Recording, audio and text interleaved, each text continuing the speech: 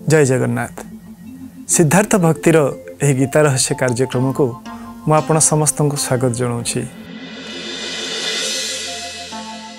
सुधीवृंद, गीता रहस्यर पूर्व अध्याय आम मैंने विचार करुले भगवान अर्जुन को कहते वेदा विनाशिनं नित्यं जएन मजमव्ययम् कथं स पुरुषः पार्थ कंघातयति हंतिकम। कहते हे अर्जुन, जी यह को जानी वेदा को भावरे अविनाशी, यार कौनसी समय विनाश हुए नहीं बोली अविनाशी। तारपरे नित्यं, नित्य यह सबु बेले निश्चित भाव रे उपस्थित अछि। नित्य जार कौनसी काल रे कौनसी समय रे जार उपस्थिति नाही बोली नुह, सबु बेले नित्य विराजमान करुछि। आ गोटे कथा कौन कहउचंती, जार जन्म रहित जो मुहूर्त रे कहउचंती जे जन्म रहित से मुहूर्त रे हे गला जे मृत्यु मध्य नाही। जार जन्म नाही ताहार मृत्यु मध्य नाही। जो जिनस जन्म निये से जिनस मृत्युवरण करे। जहाँ सृष्टि हुए तार विनाश हुए। तो ये कहते जार जन्म हुए ना, जन्म रहित। आ गोटे कथा कहते मव्ययम, जार व्यय मध्य हुए नहीं, जार व्यय हुए नहीं। अच्छा, ये जो गुण गुड़िक आत्मार गुण गुड़िक विषय रे जी जानी ता देहरे कौन हुए, से जो पुरुष कथं स पुरुषः, से पुरुषर से आत्मतत्वर कौनसी अवस्था रे मध्य कहीं मरेनी कि कहीं ताको मारे नहीं। दुईटी जाक क्रियारू श्री रहित रुहे। उभय क्रियारू आमे केतबळे केतबळे मने करि पारे जे सी हुए तो निजे मरंती नहीं किंतु अन्य मानक द्वारा मारंती, जे कौनसी प्रकार पद्धति द्वारा हे पारे, किंतु नुह। दुईटी जाक जिनसरू से ऊर्ध्वर रुहंती। अच्छा, कहीं एक कथा कह जाउची, ना सी मरे ना सी मराए। जेकोसी जिनस करबा पई आमको साधनर आवश्यकता अछि। जेकोसी कर्म आमे करबा, धर जणे आसिकी आमको कहला जे मु गोटे फैक्ट्री खोलिबा को जाउची, आमे ताकू संगे संगे पचारिबा अरे तोर तो एते सामर्थ्य नहीं, ताले एते बड़ फैक्ट्री गोटे खोलिबो बोली कहूछु, कोठु पैसा आनिमु, तो पाखरे साधन कौन अच्छी। निश्चित भाव में कौन सी कर्म को संपादन करने आम पाखे कौन दरकार, आम पाखे साधन दरकार। आम गोटे गाड़ी किणवा चाहूचे आम पाखे साधन दरकार। आम गोटे घर तैयारी करने को चाहूचे आम पाखे साधन दरकार। भिन्न भिन्न कर्म पाई आमर साधन अलग अलग हो पारे, किंतु साधनर आवश्यकता निश्चित भाव में पड़ो। एथिरे कौनसी द्विमत नहीं। आम पाखे करने साधन कौन अच्छी, आम पाखे दुईटी जिनस अच्छी, ज्ञानेन्द्रिय आउ कर्मेन्द्रिय। गोड़ थिले चलवा, बाणी थिले कहवा, इत्यादि इत्यादि जहाँ भी करने को आम चाहिमा आम पाखे साधन दरकार। कर्मेन्द्रिय रो आवश्यकता अच्छी। कौन सी प्रकार कर्म करने को हेले आमको कर्मेन्द्रियर आवश्यकता अच्छी। सही प्रकार जेतबले आम कहूचे जे ये जिनस को करने क्या मारिबाई कौन दरकार, साधन आवश्यकता दरकार। क्यों प्रकार साधन द्वारा यह को संपादन करा जाय परिबो। अच्छा, जो जिनिस विनाशशील ताकू अविनाशी साधन द्वारा केबे आमे संपादन करि परिबा नहीं। आ जहाँ अविनाशी ताकू केमती आमे विनाशशील पदार्थ द्वारा नष्ट करि परिबा। ए दुईटी जाक उक्ति निश्चित भाव में संभव नुह। ये दुईटी जाक कथा संभव नुह। आमको गोटे समगोत्रीय दरकार, नहले जदि संबंध नथिबो ताहले ता द्वारा आमे परवर्ती क्षेत्र में यही कथा विचार करवा जे केमिति तत्वतः गोटे तत्वर विनाश पाई गोटे तत्वर आवश्यकता अच्छी। गोटे संबंध थिबा दरकार। आमे जहाँ सहित आमर संबंध नहीं ताहा सहित आमर कौनसी क्रिया संपादन करवा, कौनसी संबंध स्थापन करवा अत्यंत कष्टकर। केमिति आमे एक कथा को जानिबा। गोटे सुंदर घटना अच्छी। कहउचंदी जे थरे केंचुआ माने विचार कले कहले आमे माने जो भली माटी रे रहूचु जो भली चालुचु जो भली आमे मानकर गतिर जो प्रकार से प्रकार साप माने मध्य से प्रकार रहउचंती से प्रकार जाउचंती।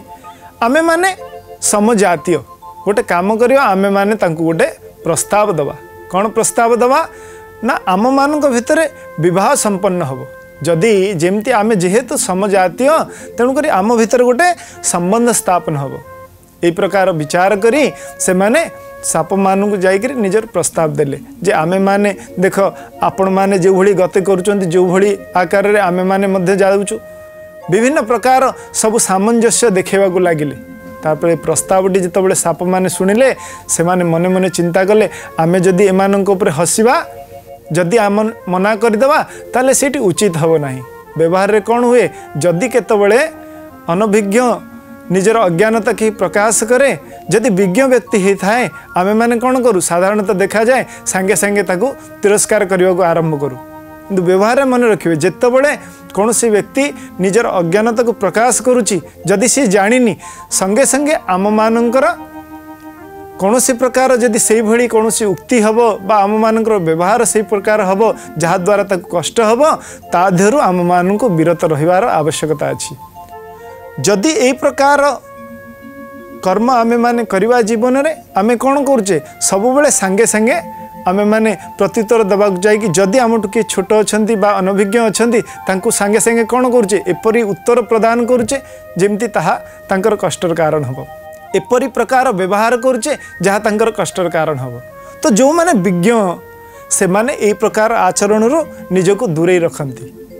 तो आमे माने व्यवहार रे सर्वदा एटी आमे माने ख्याल रखिवा जे को प्रकार आचरण करने द्वारा आमे माने निजर विज्ञता को प्रकाश करवा। अस्तु कहवा बाले जितेबाला यही प्रकार प्रस्ताव आसिला सेतबले जो माने विज्ञ थिले बड़ थिले से माने चिंता कले यही प्रकार किपरि संभव हबो। तेणुक समस्ते चिंता कले यही प्रकार संभव हो नाही। तेणुक जो माने वयोज्येष्ठ लोक माने थिले तांको जातिर जो माने बड़ थिले सेमानंक पाखरे एमानंकर प्रस्तावटी रखागला। से माने सब परस्पर विचार कले कहले आपण माने जहाँ कहउचंती ठीक कथा कहउचंती किंतु आमर गोटे नियम अछि। कौन नियम आम चलनी रे यह अछि जे आम मानंकर सब जो विवाह संपन्न हुए आम मानंकर जाति रे ताहा भाद्रव मासरे हुए। अच्छा भाद्रव मासरे हुए आमे माने सही समय रे वर्तमान विवाह संपन्न करू। जो मानक सहित विवाह हवा कथा आपण माने प्रस्ताव आनिवे आमे माने केवल किंतु भाद्रव मासरे आमे माने से प्रकार उत्सव करि पारिबू। सेतबेले समस्त खुशी हिर केंचुआ माने पळेले किंतु चिंता करंतु भाद्रव मासरे से जो टाण खरा से अवस्था रे केंचुआ मानकर गति नाही से माने केतबेले से अवस्था रे बाहरी पारंती नाही। तो यही प्रकार समाधान हो गला कथार। एठी यही कथा को आमे माने कहीं आलोचना करुचे गोटे जिनस होची से संबंध विषय रे गोटे अविनाशी विनाशी सहित कौन संबंध अच्छी गोटे विनाशशील पदार्थ द्वारा केमती अविनाशी तत्व को नष्ट करा जाय पारे यह कौन केबे संभव हबो केबे भी संभव हेबो नाही। जहार व्यय नाही ताकू केमती व्यय हेउथिबा पदार्थ द्वारा ताकू नष्ट करा जाय पारे केबे भी नुह। ए प्रकार दोष आम भितर दोष सृष्टि होची विचार दोष सृष्टि होवारु आमको ए प्रकार मने होची। जदिओ आम मानकर स्वरूप होची कौन नित्य बुद्ध मुक्त स्वरूप आम मानक भितर ए विकार आभास देखा जाउची। शरीर जो गुण गुड़िक अच्छी ता सहित जेहेतु बहुत दिन पर्यंत संग करुचे आमर भितरे से प्रकार दोष गुड़िक बलियान होची। आपण माने देखिथिबे व्यवहार रे कौन हुए बहुत समय जितेबाला जो मानक सहित आमे बहुत वर्ष धरी जीवन यापन करूँ जो मानक संगे सब बेले रहू तांको कथा कहिवार शैली सेमानंकर जीवन बंचवार शैली तांकर रुचि अरुचिर प्रभाव आम मानक जीवन उपर पड़े।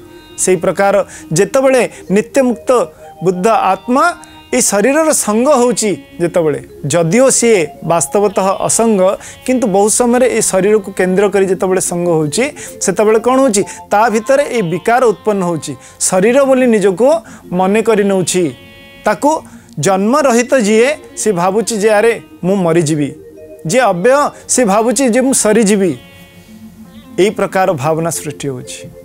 आमे गोटे कथा विचार करिवा गोटे घटना थरे जड़े गाँव में निवास करुवा गोटे दोकानीटे छोट दोकान करके निजर जीविका निर्वाह करुच्ची सब प्रकार वस्तु जाइकरी दूर आणिक गाँव में सब प्रकार जिनस बिक्री करुच्ची गाँ लोक मैंने निर्भर करुँच तरे सी चली चली जाऊँगी जिनस द्रव्य आने से तब श्रवण कला यही बाट दे राजा आसुंच बर्तमान राजा गोटे उद्यान रे रहिबे किसी समय अवस्थान करेंगे एवं तांकर विश्राम पाई व्यवस्था है तो ता मनरे कौतूहल सृष्टि है कौतूहल जिते सृष्टि है सी चिंता कला मु बर्तमान केमती टिके देखती कि राजा कौ भली भाव में विश्राम करुँच कौ भली भाव में सी तांकर जीवन यापन करुँच ए प्रकार चिंता करी से उद्यान पाखरे जो पहाड़ थिला जो गछ थिला से पहाड़र गछ उपरे जाइकरी बसी पड़ला जेमती भाविला जे मते दूररू से प्रकार देखा जीवो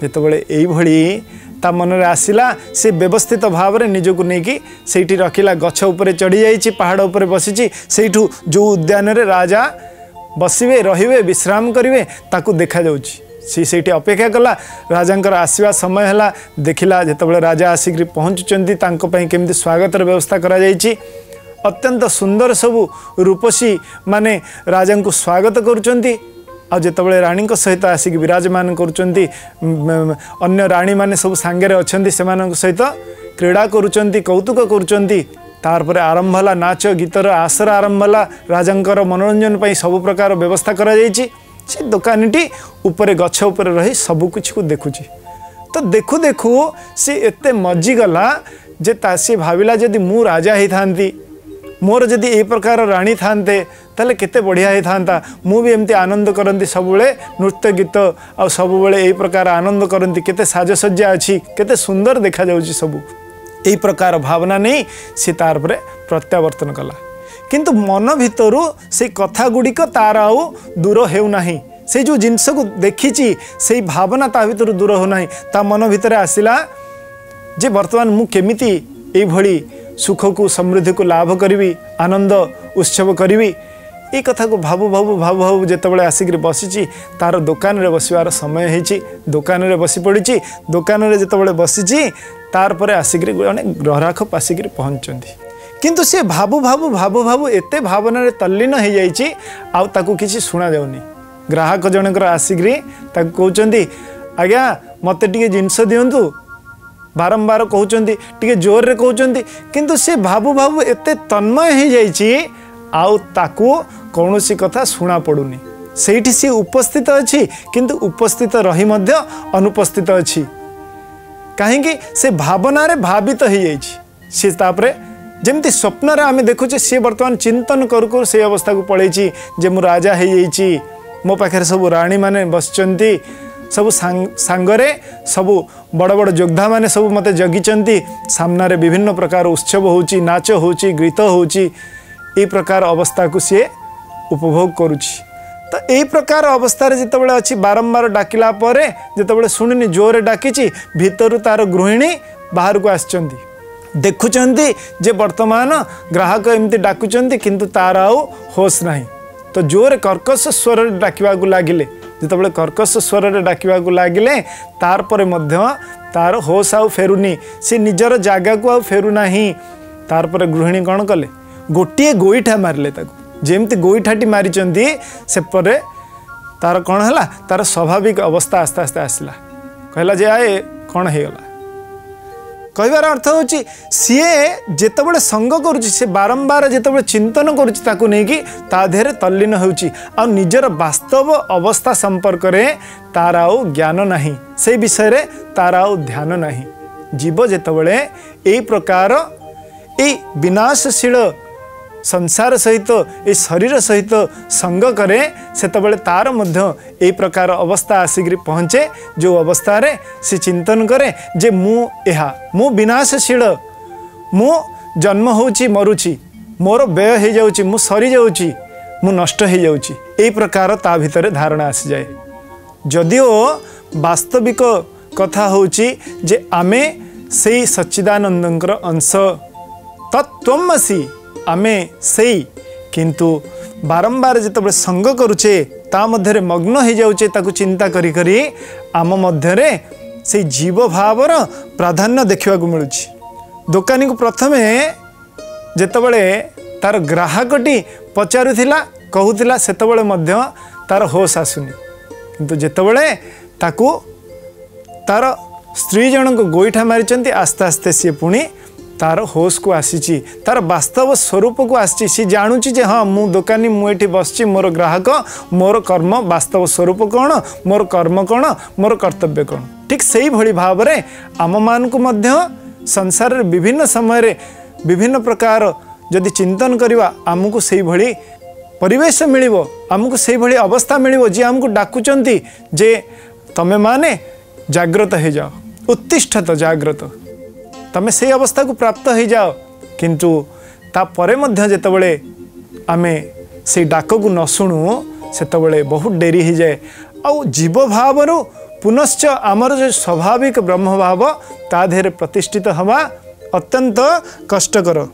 ना जन्म होउछि ना मृत्यु होउछि, कौनसी प्रकार जिनस हेउ नाही। ये जन्म आ मृत्यु रहित ए शरीर, किंतु आम मान को मने होउछि आमे शरीर सहित एते एकात्म बोध करुचे, एते जोड़ी हो जाइछे, आमे से भावरु आ बाहर को जाई पारु नहीं। देखो साधारण भाव में आम मानकर जीवन में बयस होची, गोटे लोक जदि आमको बहुत बेसी बयस हैनी, स्त्री लोकटे जाउची तार बयस हुए तो बहुत बेसी है ना, गोटे पिलाटी कहीदेला जे आंटी समय केते हला, जदि यही शब्दटी कहीदेला बहुत समय लोक मैंने चिड़ी जाउछंती कौन पाई, अरे मते आंटी कहीदेला कहीं मोर बयस एते नुह।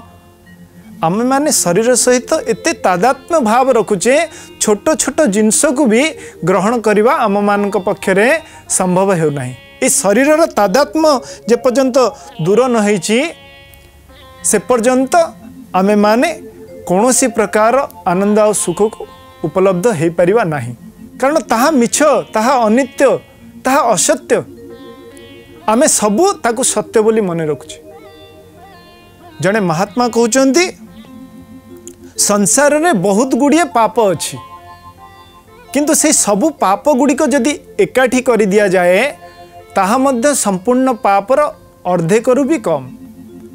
केवल जदि मनीष भूली जाए सी होची से ब्रह्मात्म स्वरूप, तार से ब्रह्म भाव सी अविनाशी नित्य, जदि यही भाव को भूली जाए ताठू बड़ी पाप आउ संसार रे किछि नाही। आउ जदि सी निजको मन रखे से नित्य बोली, बुद्ध बोली, मुक्त बोली, ताठू बड़ी पुण्य आउ किछि नाही। मनीषर पतन आमे बहुत समय कहू जे जी गोटे व्रत नहीं, धर किए गोटे ब्रह्मचारी होती, किए सन्यासी होती, अन्यान्य व्रत नहीं, किए कौन साधक अच्छा से तांकर साधना करुँच, साधना फल बहुत समय कौन हुए आमे कहू ना सी तांकर जगार नहांती, तांकर स्खलन होती। जदि से दृष्टिकोण देखा जाए, जदि परमात्मा दृष्टिकोण आमे माने विचार करवा, सबुठु बड़ पाप आ सबुठु बड़ पतन मनीष शरीर रे कौन, जीव शरीर रे कौन, साधकर दृष्टिकोण देखिले कौन जे यही कथा को भूली जीवा जे सीए होची से सत्य स्वरूप ब्रह्म स्वरूप, तार अंश, ना जन्म होची ना मृत्यु होची। जी भगवत गीता को पाठ करिछि, अनुभव करिछि, तार दुनिया रे आउ मृत्युर भय रहिबो नाही, कारण से जानिछि मो नित्य मुक्त आत्मा, मो शरीर नुह, मु जदि निजको शरीर बोली भावुछि ताठू बड़ पाप आउ किछि नुह, याठू बड़ी पाप आउ किछि नुह। आउ जदि मु जानी गली जे शरीर भितर थिबा शरीर मु, ताठू बड़ी पुण्य आउ किछि नाही। आमको ये जिनस धारण करने को पड़ो। भगवान जो कथा कहते अर्जुन को, यह जान वेद विनाशिनं नित्यं ज एन मज्जम अव्ययम, यही जन्म रहित यही अव्यय यही नित्य आत्मा को जी कि अविनाशी ताकू जान, ताकू जानिवा द्वारा यही जो तुम भ्रम सृष्टि होची जे तमे मारुच से माने मरुचंती, एमाने मरुचंती तमे मारुच, से प्रकार तुमर वृत्ति दूर हो। भागवत रे गोटे सुंदर प्रसंग आसूची, थरे इंद्र आउ वृत्तासुर मध्य युद्ध होची, जेतबेले इंद्र आउ वृत्तासुर मध्य युद्ध होची सेतबेले देखा जाउची वृत्तासुर इंद्र को कहउचंती जे इंद्र मु जानिची जे एई युद्ध रे मु परास्त हेबी, मोर शक्ति सामर्थ्य सब कम अच्छी से नुह मुझे जाने जे मु निश्चित भाव में परास्त हेबी कारण विधि विधान जे मोर मृत्यु तम हाथ में हब किंतु ता द्वारा मोर कौन प्रकार प्रभाव पड़ो ना कारण मु मृत्यु को जानी मृत्यु ये शरीर हम ये आत्मार हेब ना विधिर विधान रे व्यतिक्रम आनिवा को कौन प्रकार प्रयास करिवार वासना मो मन रे नहीं।